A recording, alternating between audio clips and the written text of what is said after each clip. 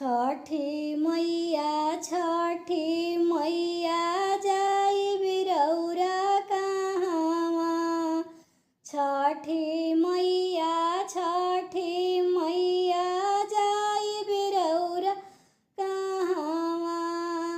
सांझ भइल बेरिया बिसवल छठी मैया। सांझ भइल बेरिया बिसवल छठी मैया। जाए के त जाइबो शुभम बाबू के अंगना। जाए के त जाइबो खुशिया बाबू के अंगना। गाई के गोबर लिपावल उनकर अंगना। गाजा मोती चौका पुरावल उनकर अंगना। छठी मैया जाई बिरौरा कहवा। छठी मैया जाई बिरौरा कहवा। सांझ भइले बेरिया बिसवल छठी मैया।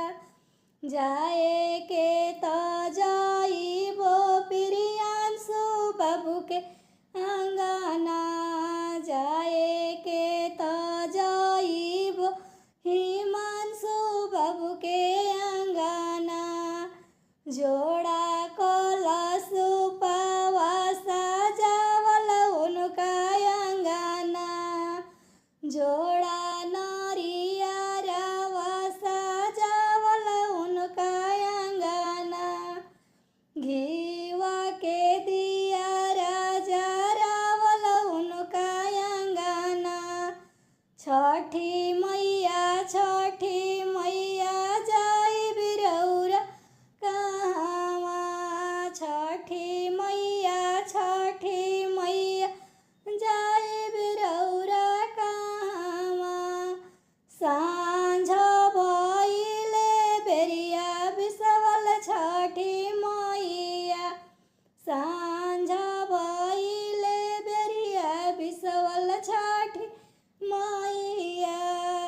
जाए के त जाइबो उजवल बाबू के अंगना। जाए के त जाइबो अंशुआ बाबू के अंगना।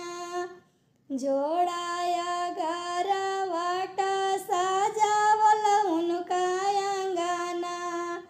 जोड़ा